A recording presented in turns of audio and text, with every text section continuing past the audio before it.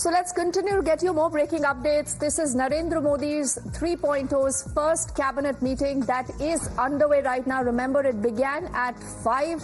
It's close to about 5:49. These are also live images right now that you're seeing from the 7 LKM where this meeting continues. The very first cabinet meeting.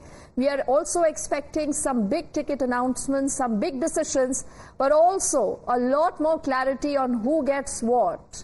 Which are the portfolios that will be allotted to different ministers, to the allies, to people in the BJP? Will we see a continuity, particularly when it comes to CCS, the big infra ministries and much more? What could change? Could there be surprises?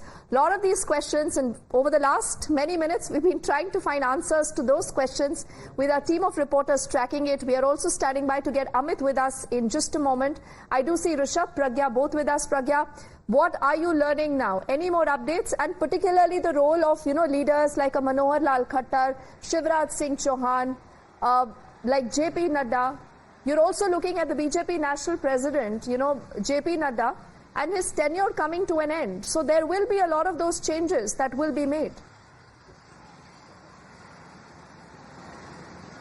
Well, I would say the names that were doing round and the speculations around the new name of national president of BJP, all they have been, they have been dispelled, I would say, because every name, including Dharmendra Pradhan, Bhupendra Yadav, all of them have been inducted in the cabinet. Oh, yeah. Now, the another speculation that is going on around in the party circle is that we are going to have, BJP in fact is going to appoint a woman president, is what everyone is saying in the party circles, is what the speculation is.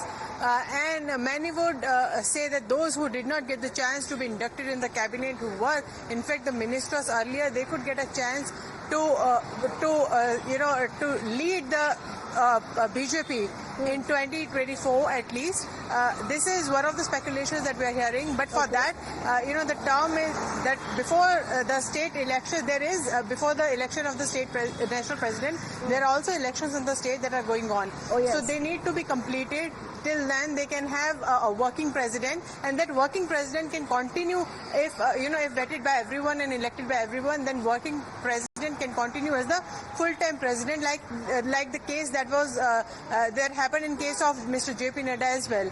So we are also hearing all sorts of speculations, but for now it seems many would say as 2029 is not far, and when they have to implement women reservation bill, a woman president of BJP for the first time looks like a possibility, as many are saying, but we'll still wait and we'll still like a woodpecker, we will keep continuing digging our sources and asking them as to what is exactly that is going on the party circle, what is the thought process. Okay, but and Pragya, what you've done is given us an interesting thought, and both you and Rishabh will vouch for this, that in this government leaks are impossible, that do not happen.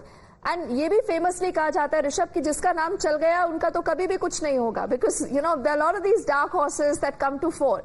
But having said that, Rishabh, when you will be looking at all these ministers now and their portfolios, a lot will be dependent on the kind of work that these ministers will also do, considering that a lot of projects are in continuity.